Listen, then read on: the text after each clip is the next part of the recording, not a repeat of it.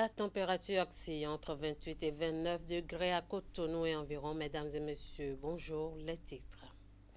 Lancement officiel du Hajj 2025, le gouvernement subventionnant le voyage des pèlerins fixe le montant des modalités à plus de 3 millions de francs CFA. Les précisions dans ce 13h au Bénin.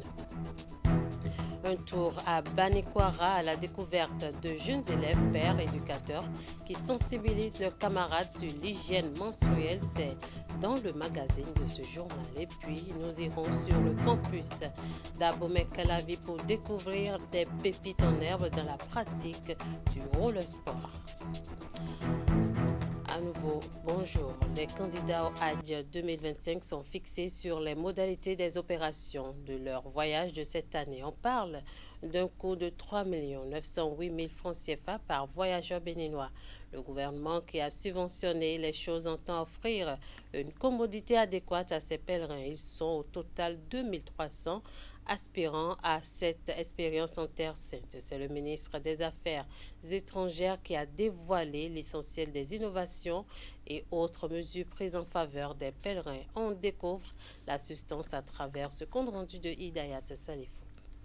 La bonne nouvelle est finalement tombée en direction de la communauté musulmane et surtout des pèlerins, de même que les agences agréées de convoyage. Le coût du voyage en Terre Sainte d'Arabie Saoudite pour les candidats au Hajj 2025 est de 3 908 000 francs CFA, un tarif fixé après la subvention du gouvernement qui s'élève globalement à 700 millions de francs, assorti de plusieurs innovations pour le confort des pèlerins.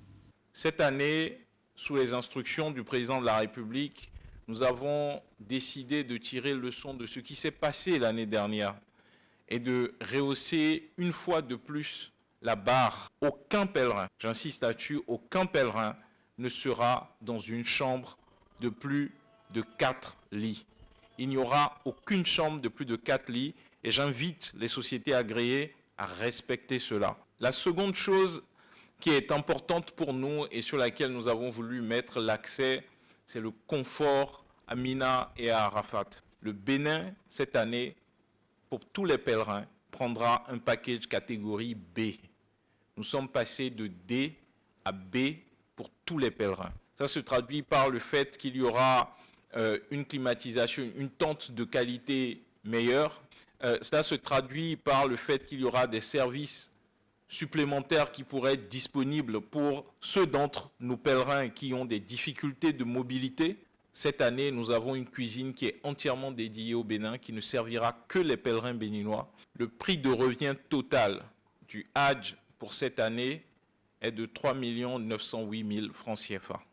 Cet effort réalisé par le gouvernement a une incidence de 700 millions de francs CFA. C'est le soutien que le président de la République et le gouvernement ont décidé d'apporter à la communauté et j'espère que toute la communauté priera pour notre pays, pour le gouvernement, pour qu'on puisse continuer à faire des gestes de ce genre pour faciliter à nos compatriotes qui souhaitent réaliser ce 5e pilier de l'islam.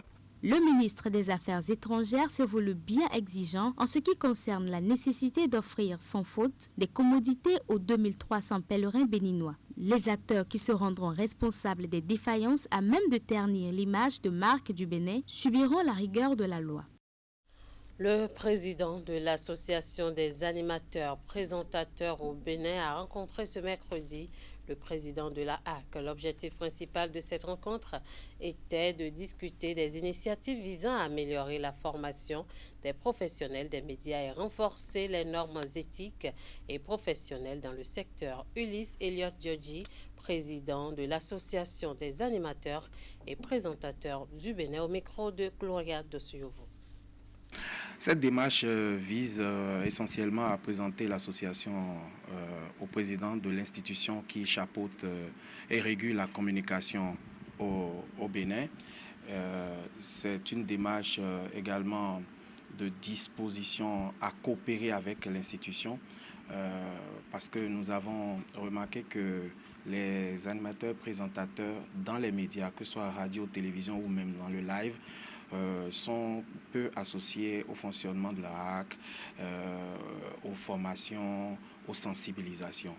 Nous sommes venus donc informer le président de l'existence de l'association et notre disponibilité à coopérer avec l'institution. Nous avons été très bien reçus par le président qui a aimé la démarche et a promis vraiment nous accompagner dans nos actions futures, notamment l'information, les sensibilisations un peu partout sur le territoire national, parce que c'est une association à caractère national qui a plus de 200 membres sur toute l'étendue du territoire national. Donc nous sommes engagés sur un sentier de régulation, de sensibilisation et surtout de formation des acteurs du secteur de l'animation et de la présentation au Bénin. Après plusieurs descentes inopinées sur le terrain, l'Agence nationale de normalisation et métrologie et du contrôle qualité expose les irrégularités relevées. Face à la gravité des faits, elle interpelle la population à une réaction coopérative pour redresser la situation. Suivant ensemble le chef service communication de l'agence, Abdelmajid Adelakon. Après les opérations de litrage sur les stations-service inspectées, nous avons remarqué que certaines pompes sont hors zone de lecture, ce qui suppose que, a priori, les consommateurs ne sont pas forcément en possession des quantités demandées. Et donc, les débits donnent en dessous de la quantité demandée par les consommateurs. Nous avons également procédé à une descente inopinée au niveau du port de pêche. Là-bas, vous le savez, nos mamans, nos femmes essaient d'aller s'approvisionner en poissons frais là-bas. Et là-bas, c'est le même constat. Aucune des balances que nous avons remarquées sur le terrain, aucune des balances n'est certifiée par l'ANM. Et donc, ces dames n'ont pas procédé à la vérification primitive de leurs instruments de mesure avant de les utiliser dans les transactions commerciales à travers la vente des poissons aux consommateurs. Donc, nous les avons saisis également. Nous avons appliqué les amendes conformément au test et puis nous allons procéder à nouveau maintenant à la vérification de ces instruments de mesure avant de leur mise en service. Je voudrais inviter les consommateurs à rester vigilants, à exiger désormais, lorsque vous allez dans un point de vente et qu'on doit vous servir avec un instrument de mesure, il va falloir que vous voyez si au niveau de l'afficheur ou du cadran, il y a la vignette verte de l'ANM. Si en cours de validité surtout, la vignette verte de l'ANM en cours de validité. Si la vignette verte n'est pas sur l'instrument de mesure, vous avez la capacité de dire non, vous n'allez pas vous faire servir. Et vous avez également la possibilité de les signaler.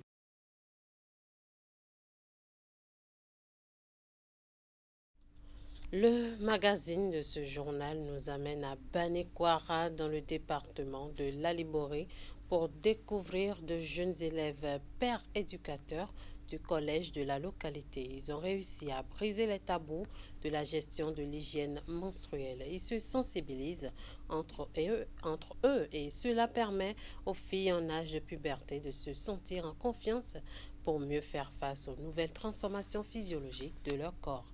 Autre avantage de ce projet initié par le gouvernement du Bénin, cela réduit sensiblement les grossesses précoces et les décrochages scolaires parce que les filles se sentent plus en confiance et soutenues par leurs camarades du sexe opposé. Voici le reportage que nous propose Ulrich Kaba sur des images de Henri Ganti.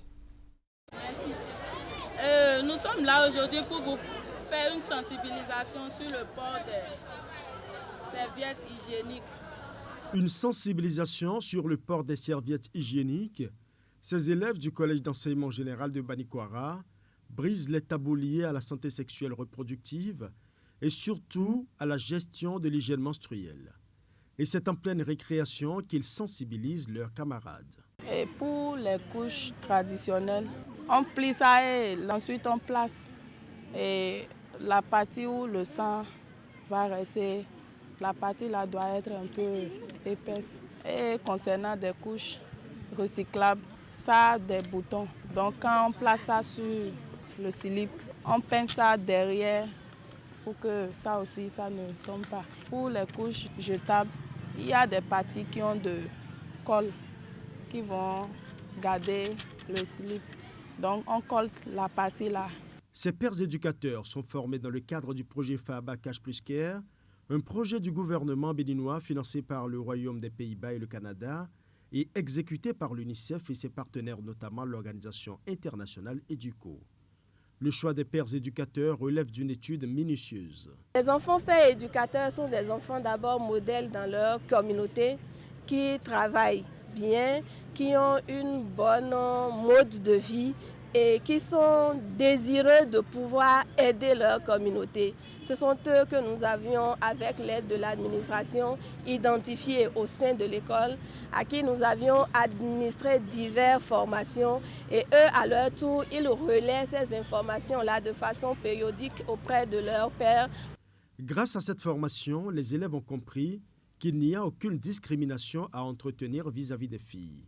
Mieux, le leadership féminin est stimulé et entretenu. Les garçons doivent soutenir les filles lorsqu'elles sont menstruées parce que les menstrues sont des phénomènes naturels qui arrivent à toute fille normale. Au-delà de la gestion de l'hygiène menstruelle, cette opération participe sensiblement au maintien des filles à l'école parce qu'elle réduit les cas de grossesse précoce et surtout les décrochages scolaires. Dans un passé récent, on en comptait à tour de bras. Mais depuis que ce projet-là a été mis sur pied, par exemple, il y a juste 72 heures que j'ai déclaré 0 grossesse pour le trimestre. Ces enfants prennent désormais leur destin en main en se faisant former et en formant à leur tour leurs camarades. Plus de tabous, plus de grossesse précoce, plus de décrochage scolaire pour ces nombreuses filles. De l'Aléboré cap sur le département de l'Ouémé où le Bénin, à l'instar d'autres pays, a célébré la Journée mondiale des zones humides. Les manifestations organisées à cette occasion par la Direction générale des eaux, forêts et chasses et le projet Mangrove ont eu lieu ce mercredi dans la commune des Agégués autour du thème « Protéger les zones humides pour notre avenir commun ». Compte rendu. Un petit voyage sur l'eau pour atteindre ce site émergé de 4 hectares dans la commune des Agégués, lieu retenu cette année pour la célébration de la Journée mondiale des zones humides. Ici, 6200 plants de palétuviers rouges seront mis en terre dans le cadre de cette journée commémorée par la Direction générale des eaux, forêts et chasses et le projet Mangrove autour du thème « Protéger les zones humides pour notre avenir commun ». Cette journée, plus qu'un rendez-vous annuel, est un moment crucial pour réfléchir sur l'importance des écosystèmes que constituent les zones humides et leur rôle dans la préservation de nos ressources, de notre climat, de notre vie sur Terre. Le thème de cette année nous interpelle à plus d'un titre. Il nous rappelle que les zones humides ne sont pas de simples paysages à admirer. Au regard du péril qui menace les zones humides, le maire des Agégués se réjouit du choix porté sur sa commune pour bénéficier des actions initiées dans le cadre de cette journée. Les questions du changement climatique se posent avec acuité aux Agégués. C'est la rareté des pluies, c'est également sa précocité sur certains nombres de mois. Les producteurs aux Agégués ont eu leur rendement chuté ces dernières années. La pêche également a donné moins ces dernières années. Et donc, si Agégué est choisi pour abriter cette journée, c'est dit donc que nous avons travaillé à restaurer les Agégués. Sensibilisation des élèves sur la nécessité de protéger les zones humides, mise en place de clubs environnementaux dénommés Jeunes ambassadeurs des mangroves, composés de 60 jeunes d'un collège des Agégués, et remise de matériel et de petits équipements aux associations communautaires de protection de l'environnement ont clôturé l'édition 2025 de la Journée mondiale des zones humides aux Agégués. Elles sont nombreuses, ces superstitions qui ont traversé les âges et continuent de faire parler d'elles dans les cultures africaines et notamment béninoises. Cependant, même si beaucoup y croient, la liste de ceux qui ne trouvent pas d'intérêt n'en ont plus à négliger. Pour mieux Pour les mieux avertir, il s'agit des interdits à respecter pour ne pas attirer la colère des divinités sur soi. Le non-respect de ces croyances serait à la base de beaucoup de maux dont souffrent les hommes. Les superstitions entre croyances, mythes ou réalités, c'est un magazine signé Ingrid Day et Elvis Tonoukoua. On les a tous déjà entendus une fois ou moins, à un moment ou à un autre de la vie, ces croyances au présage. On ne puise pas de l'eau la nuit, on ne siffle pas la nuit ou encore, il est interdit de s'asseoir sur une table ou de se laver avec du savon la nuit. Autant de superstitions qui ont bercé l'enfance de plus d'un et qui se transmettent de génération en génération. Alors les superstitions, c'est un ensemble de croyances fondées ou non fondées que nous percevons de notre environnement, de notre quotidien et qui sont dues à des expériences que nous avons par rapport à tout ce qui nous entoure, de visible comme de non visible. Par exemple, je suis commerçante. Quand je sors, il ne faut pas que je croise un homme. Si je croise un homme, c'est que c'est foutu pour moi, pour les affaires. Chaque société qui crée sa superstition. La superstition, c'est des types de lois qu'on met en place pour pouvoir guider la société, pour pouvoir ordonner la société, pour pouvoir s'entendre sur un certain nombre de choses afin de réguler la société. Ces croyances au présage existent dans toutes les cultures africaines avec des explications variables d'une région à une autre. Des exemples de superstitions, il en a à foison, même si la plupart de ceux qui y croient ignorent vraiment leur signification.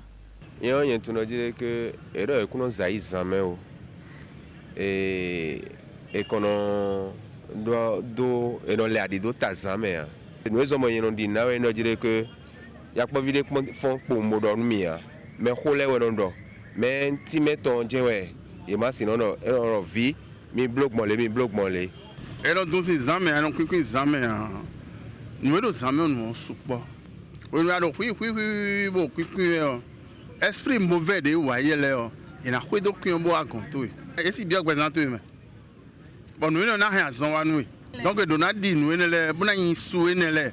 Ça peut être une réalité parce qu'on y croit et à partir du moment où on y croit, on y a foi. Ça peut avoir un impact sur notre comportement, sur notre devenir. Mais pour celui qui n'y croit pas, bien vous comprenez naturellement que ça peut ne pas agir sur sa vie et sur ses comportements. Donc, est-ce qu'il faut y croire? Tout dépend de l'éducation que chacun a reçue, tout dépend de l'environnement dans lequel chacun a évolué. Par exemple, on dit quand vous balayez la nuit, vous serez pauvre. Bon, c'est des questions. Maintenant, reste à savoir si tous ceux qui sont pauvres, c'est des gens qui ont balayé la nuit, ou tous ceux qui sont riches, est-ce que c'est des gens qui n'ont jamais balayé la nuit? Donc, contrairement à ceux-ci, d'autres n'y voient pas d'intérêt. Pour eux, ce sont juste des histoires inventées de toutes pièces par les parents. Les mieux avertis corrigent le tir. Dieu a créé chaque peuple avec ses interdits. Ceux qui ne croient pas à ces interdits vivent sans repère. Le socle sur lequel le monde est assis, c'est ça qu'on appelle interdit. Les interdits protègent contre beaucoup de choses. Lorsque vous respectez vos interdits, la sorcellerie qui sévit ne pourra pas vous faire face facilement. Lorsque vous respectez les interdits, les petites maladies, les maladies qui n'ont pas leur source dans la médecine ne pourront pas vous attaquer. C'est lorsque vous ne respectez pas vos interdits que vous êtes malade de ci ou de ça, vous tombez dans ci ou de ça, et ça, les malheurs vous frappent. Da Kanli Henon va encore plus loin dans ses explications. Il nous livre ici quelques interdits de ses origines et les conséquences subséquentes. Lorsque vous êtes à Nanou Dokon, comme Da Kanli Henon à Zondekon, chez nous par exemple, la femme que nous avons mariée et qui porte notre enfant au dos ne doit pas balayer. Lorsque vous mettez une marmite sur le feu, vous ne devez pas mettre le couvercle à l'inverse pour préparer à votre mari. Ça va le rendre impuissant. Lorsqu'on dit dans notre tradition qu'on ne balaye pas la nuit, c'est l'interdit des Arwanovi Oulanou parce qu'ils sont des fils de Sakpata. Vous allez entendre que quelqu'un a versé de l'eau par terre la nuit et le lendemain, tous ses enfants sont malades. Ou quelqu'un a fait accident mortel dans sa maison. Voilà les conséquences. Ces choses arrivent et l'origine de ces mots-là, vous les recherchez ailleurs, alors que c'est dans vos pratiques. À en croire les mieux aguerris sur la question, les superstitions constituent des normes sociales régulant la société et les interactions entre les hommes. Il faut croire à ce genre de choses comme des constructions sociales qui ont valeur éducative. Ces interditions-là, c'est pour pouvoir éduquer le peuple, c'est pour pouvoir obtenir du peuple un comportement hygiénique. La première fonction, c'est d'éduquer la population à aller peut-être dans le bon sens. Mais en même temps qu'on met en place ces interdits sociaux, on met en place ce que nous appelons en sociologie des formes de mobilisation sociale, des dispositions où on peut aller au-delà de cela sans pour autant heurter la vérité spirituelle qui est au bout de ces interdictions. Et c'est comme ça que la nuit, quand vous balayez, vous n'acceptez pas et vous ne dites pas que vous balayez. Vous dites simplement, chez moi maintenant, à Bouillé-Boudoum, je suis en train de rechercher mon épingle qui est tombée par terre, c'est ça que je recherche. Ou on dit à go une formule pour demander l'autorisation pour faire ce qu'on a envie de faire. Qu'elles soient fondées ou pas, ces croyances qui traversent les âges contribuent à réguler les comportements en société. Le non-respect de ces interdits serait à la base de bien des maux dont souffrent les humains. Je l'annonçais en titre, elles sont des pépites en herbe dans la pratique du roller sport qui expriment leur joie à l'université d'Abomey-Calavi. Ce sont les petites du club Angèle dirigé par le coach Didier Octaviano au Delouis que notre équipe de reportage a assisté lors de leur séance d'entraînement. Reportage Juletio Simon Rolon. Sur le terrain de l'université d'Abomey-Calavi, Richnel, Karen, Élisée et d'autres coéquipiers s'entraînent au roller sport. Suivant les consignes de leurs entraîneurs, ils exécutent avec aisance les techniques de patinage qui forcent l'admiration.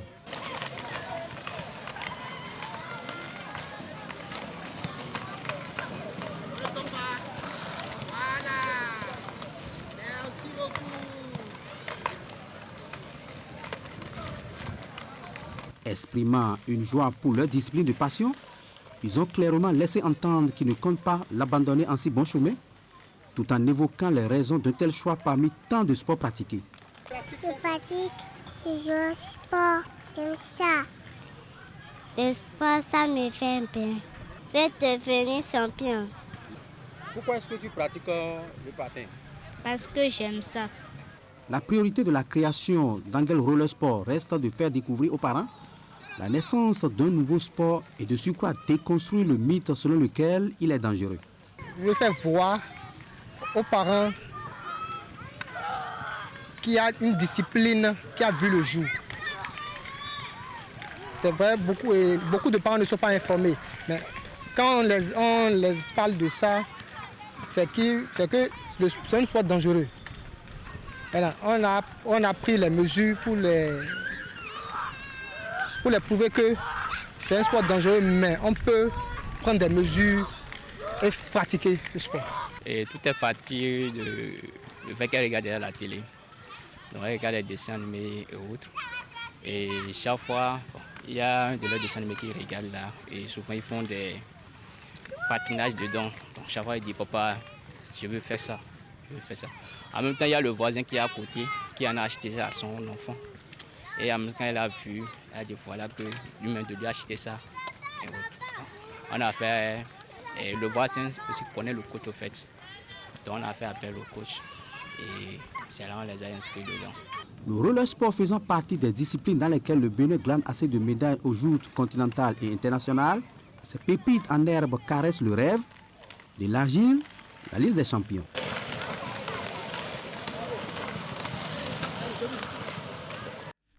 Et voilà qui boucle ce 13h au Bénin. Merci de nous avoir suivis. Merci à toute l'équipe de rédaction, de réalisation et de diffusion. Passez un très bon après-midi en compagnie de nos programmes.